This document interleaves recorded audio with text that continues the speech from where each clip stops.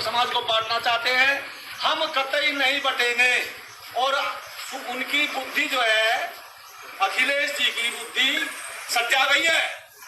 उस बुद्धि को ठीक करने के लिए हरिद्वार से हम गंगा जल लेकर आएंगे और उनके चित्र पे नहीं, उन्हीं को पिलाएंगे। हमें जरूरत पड़ी, हमने संसद के सामने डंडे खाए हैं गौ हत्या के लिए, तो हम फिर इस पर खाएंगे। जय हिंद दर्शकों, आप देख रहे हैं fighter today news channel. UP की राजनीति, क्या हो रहा है यूपी की राजनीति में? अखिलेश यादव के खिलाफ ब्राह्मण समाज की बड़ी चेतावनी सामने आई। अखिलेश यादव को गंगा जल से शुद्धिकरण का ऐलान हुआ। इटावा कथावाचक विवाद से शुरू हुआ जातिगत तनाव थमने का नाम नहीं ले रहा है। यादव वर्सेस ब्राह्मणों की लड़ाई बढ़ती ही जा रही है और अखिलेश यादव के खिलाफ ब्राह्मणों ने मोर्चा भी खोल दिया है। आपको बता दें कि बड़ा ऐलान किया है, गंगा जल से शुद्धिकरण का ऐलान हुआ है।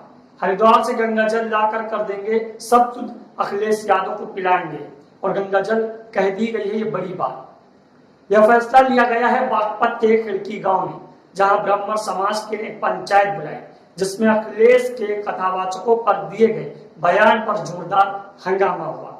पंचायत ने साफ कहा कि अखिलेश की बुद्धि भ्रष्ट हो गई है और उसे शुद्ध करने के लिए हरिद्वार से लाए गंगा जल से जलाभिषेक किया जाएगा। कहा गया कि सावन में हरिद्वार से आएगी कांवड़, लेकिन मंदिर नहीं जाएगी, सीधे अखिलेश यादव की तस्वीर पर चढ़ेगा गंगा जल। और ऐलान तो यहाँ तक हो जाता है कि अगर जरूरत पड़ी तो अखिलेश यादव को शुद्ध करने के लिए पिलाया जाएगा गंगा जल। कर रहे हैं, दुस्साहस कर रहे हैं, वो बहुत गलत कर रहे हैं। ब्राह्मण समाज को बांटना चाहते हैं। हम कतई नहीं बटेंगे। और उनकी बुद्धि जो है, अखिलेश जी की बुद्धि सत्या गई है। उस बुद्धि को ठीक करने के लिए हरिद्वार से हम गंगा जल लेकर आएंगे और उनके चित्र पे नहीं, उन्हीं को पिलाएंगे थोड़ा सा 2 घूंट गंगा जल। उनका सब कुछ अंतःकरण शुद्ध हो जाए और वे अपनी बयानबाजी थोड़ा सुधार लें। भगवान से प्रार्थना करेंगे उनको सद्बुद्धि दे और ऐसे अनाप शनाप बयान। जो भी एक गलत काम कर रहे हैं, ये कर रहे हैं, तो फिर अब विरोध के भी हम एक अभी तो ये गांव के मोहल्ला की पंचायत है, अगर जरूरत पड़ी तो जिला पंचायत भी होगी और क्षेत्र पंचायत भी होगी और ब्राह्मण महासभा की पूरी पंचायत होगी। ब्राह्मण समाज से मैं तो यही कहूंगा कि एक रहो और एक रहो। आप संत हैं, हाँ, बाकी संतों से आह्वान करेंगे इसका? बिल्कुल करूंगा और बिल्कुल हम तो खड़े होंगे। अभी हम ये हमारी स्थिति तक नहीं है।